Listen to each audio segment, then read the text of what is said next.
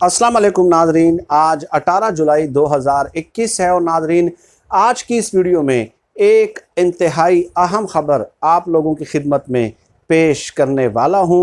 और नाजरीन उस ख़बर से रिलेटेड काफ़ी तफसीलात हैं, तो मैं कोशिश करूंगा कि एक वीडियो में वो तमाम तर तफसीलात आप लोगों की खिदमत में पेश कर सकूं।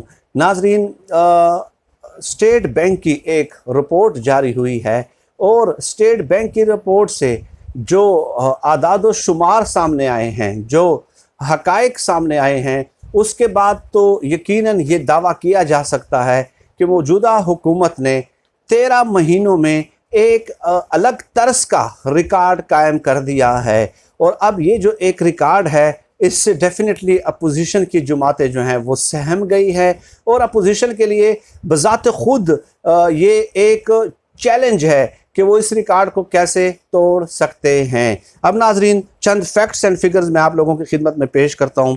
आपको याद होगा कि रेमिटेंसेस यानी कि तरसीलात ज़र जो बैरून मुल्क पाकिस्तानी मुकीम हैं, तकरीबन 70 से 75 लाख ओवरसीज़ पाकिस्तानी हैं। जो रकूम ओवरसीज़ पाकिस्तानी अपने मुल्क में बेचते हैं पाकिस्तान में, उसको कहा जाता है तरसीलात ज़र या रेमिटेंसेस। तो उसका एक अलग रिकॉर्ड कायम हुआ है मौजूदा माली साल में, और वो है 29 बिलियन डॉलर यानी 29 अरब डॉलर पाकिस्तान की रेमिटेंसेस या तरसीलात ज़र हो गई हैं। 29 अरब डॉलर जो कि अपनी नोयत का एक अलग रिकॉर्ड है। ये तो एक बात हो गई, एक रिकॉर्ड तो ये हो गया। दूसरा ये है कि गुज़श्ता 13 महीनों से स्टेट बैंक की रिपोर्ट के मुताबिक गुज़श्ता 13 महीनों से हर महीने जो तरसीलात ज़र मौसूल हो रही हैं पाकिस्तान को, वो हैं 2 अरब डॉलर से ज़्यादा। और ये सिलसिला गुज़श्ता 13 माह से तसलसल के साथ जारी है। तो स्टेट बैंक की रिपोर्ट के मुताबिक ये अपनी तर्ज का एक अलग नोयत का रिकॉर्ड है जो कि इससे पहले कभी नहीं हुआ। अब ये दो बातें हो गई। तीसरी बात ये नाजरीन कि जून 2021 में जो रेमिटेंसेस या तरसीलात ज़र पाकिस्तान को मौसूल हुई हैं, वो हैं 2 अरब 70 करोड़ डॉलर। 2 अरब 70 करोड़ डॉलर जो कि एक अलग किस्म का रिकॉर्ड है, जो कि अपनी नोयत का एक अलग रिकॉर्ड है कि इतने रेमिटेंसेस एक महीने में कभी पाकिस्तान में मौसूल नहीं हुई हैं। अब नाजरीन तज्ज़ियाकार जो हैं वो इस बात पे हैरान हैं कि एक महीने में, जून के महीने में इस कदर ज़्यादा क्यों हुई हैं, जून 2021 में। और चंद लोग ये कहते हैं कि जी चूँकि ईद उल अज़हा है जुलाई में, तो कुछ दिनों बाद, तो इस वजह से जो है ना बैरून मुल्क पाकिस्तानियों ने अपनी फैमिलीज़ को पैसे ज़्यादा भेजे हैं। लेकिन मेरा फिर एक सवाल है, एक डेफिनेटली उनकी दलील है ना, तो दलील से बात होनी चाहिए कि क्या ईद उल अज़हा पाकिस्तान की तारीख़ में 70, 72, 75 सालों में क्या पहली दफ़ा आ रही है? इससे पहले कभी ईद उल अज़हा नहीं आई पाकिस्तान में। तो उन दिनों या उन महीनों में ये तरसीलात ज़र इस कदर ज़्यादा क्यों नहीं होती थी? अब ये तो 2, 3, 4 बातें मैंने आपकी खिदमत में पेश कर दी हैं। सऊदी अरब से जो रेमिटेंसेस मौसूल हुए हैं 29 अरब डॉलर में, वो है 7 अरब 10 करोड़ डॉलर। यूएई से 6 अरब 10 करोड़ डॉलर। और इसके अलावा अमेरिका से जो है 2 अरब 70 करोड़ डॉलर। बरतानिया से जो है 4 अरब 10 करोड़ डॉलर। ये तरसीलात ज़र पाकिस्तान को मौसूल हुई हैं। अब नाजरीन एक और बात भी याद रखें कि पाकिस्तान तरसीलात ज़र के लिहाज से, रेमिटेंसेस के लिहाज से दुनिया का 7वें नंबर पे था मुल्क। 7वें नंबर पे, पहले नंबर पे भारत, दूसरे नंबर पे चीन, तीसरे नंबर पे मेक्सिको, चौथे नंबर पे फिलिपाइन था।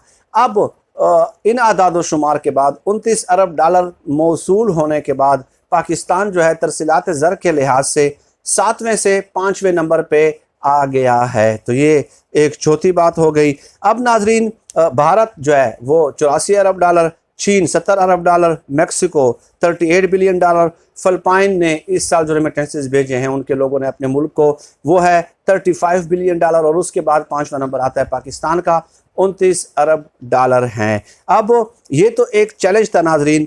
और माशी माहिरीन ये भी कहते हैं कि पूरी दुनिया में मईशत जो है तनज़ली का शिकार है कोरोना की वजह से। लेकिन साल 2020-2021 में पाकिस्तान को जो रेमिटेंसेस मौसूल हुई हैं वो 27% ज़्यादा हैं, 27%, 27% ज़्यादा मौसूल हुई हैं। तो इससे भी आप अंदाज़ा लगा लें कि मईशत की तनज़्ज़ुली के बावजूद पूरी दुनिया में 27% रेमिटेंसेस में इजाफा होना, ये बज़ात ख़ुद बहुत बड़ी बात है, ठीक है, और पाकिस्तान के लिए अच्छी बात है। अब नाज़रीन, चंद माशी माहिरीन ये कहते हैं कि पाकिस्तान को एक और जो पहलू है उस पर तवज्जो देने की ज़रूरत है, और वो है कि एक्सटर्नल अकाउंट को आपने मेंटेन किस तरह करना है।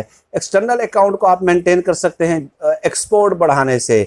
एक उसूल है मईशत का सादा सा कि आपकी जो मईशत है उसका जो है 15% आपकी एक्सपोर्ट होनी चाहिए, और पाकिस्तान की जो एक्सपोर्ट है ताहाल वो है 8%। तो अगर हम एक्सपोर्ट को 8 से 15% तक ले जाने में कामयाब हो जाते हैं, जो कि हुकूमत कोशिशें कर रही है, तो उसके बाद आपका रेमिटेंसेस के ऊपर और कर्ज़ों के ऊपर जो इन्हिसार है वो कम से कम हो जाएगा, ठीक है। कर्ज़ों के ऊपर आपका डिपेंड न होने के बराबर हो जाएगा। तो हुकूमत इस हवाले से भी कोशिश कर रही है। डेफिनेटली हुकूमत के अंदर जो वज़रा हैं वो मईशत के हवाले से जो एडवाइज़र्स वगैरह हैं, तो वो तो इस मामूली से उसूल से तो डेफिनेटली वाकिफ़ होंगे ही। अब डेफिनेटली सिर्फ रेमिटेंसेस ही नहीं होती कि जो मईशत को नापने का पैमाना हो, बहुत सारे दूसरे फैक्टर्स भी होते हैं, लेकिन ये एक अलग नौइयत का बहरहाल पाकिस्तान के लिए अचीवमेंट है, क्योंकि फॉरेन रिजर्व्स जो हैं वो उससे बढ़ जाते हैं। करंट अकाउंट पे ख़ासा फ़र्क पड़ता है रेमिटेंसेस बढ़ने से। और इसके अलावा आप देखें ना कि अगर मैं मिसाल के तौर पे लेट्स सपोज कोई शख्स आप में से 2-3 लाख रुपए माहवार कमा रहा हो, तो वो फैमिली पे लगाएगा ना, जूते लेगा, कपड़े लेगा, शॉपिंग कराएगा, खाने पीने की चीज़ें होंगी। तो जिस तरह रेमिटेंसेस बढ़ती हैं तो मुल्क के अंदर ये अंडरस्टूड बात है कि माशी सरगर्मियाँ भी बढ़ने लग जाती हैं, और जब माशी सरगर्मियाँ बढ़ती हैं तो फिर रोज़गार के मौके भी बतदरीज जो है वो बढ़ने लग जाते हैं। तो ये फ़ायदा तो डेफिनेटली रेमिटेंसेस का होता है, फॉरेन रिजर्व्स पे भी, करंट अकाउंट पे भी उसका इम्पैक्ट होता है। और जब फॉरेन रिजर्व्स आपके पास ज़्यादा होते हैं तो आप किसी भी हंगामी हालात से निमटने के लिए तैयार होते हैं, ठीक है। कोई भी नेचुरल क्लाइमेटी आ जाए या कोई भी ऐसी कोई वो आ जाए, मुश्किल हालात आ जाएं, तो ये अच्छी खबरें थी नाजरीन, इससे पहले कभी नहीं हुआ। और आदाद शुमार और हकाइक भी मैंने स्टेट बैंक की वेबसाइट से आप लोगों की खिदमत में पेश किए हैं। इसमें कोई एग्जेजरेशन नहीं है और ना ही गैर ज़रूरी किसी की मदाह सराई है, फैक्ट पे बात हुई है। तो इंशाअल्लाह ताला नाजरीन, इस किस्म के जो मौज़ूआत होते हैं उस हवाले से आपको वक्तन फ़वक्तन अपडेट करते रहेंगे। फिल वक्त आज की इस वीडियो में इतना ही। आप सब लोग अपना बहुत बहुत ख्याल रखिएगा और मुझे अपनी दुआओं में खुसूसी तौर पे याद रखिएगा। अल्लाह हम सब का हामी व नासिर हो। पाकिस्तान जिंदाबाद। अल्लाह हाफिज़।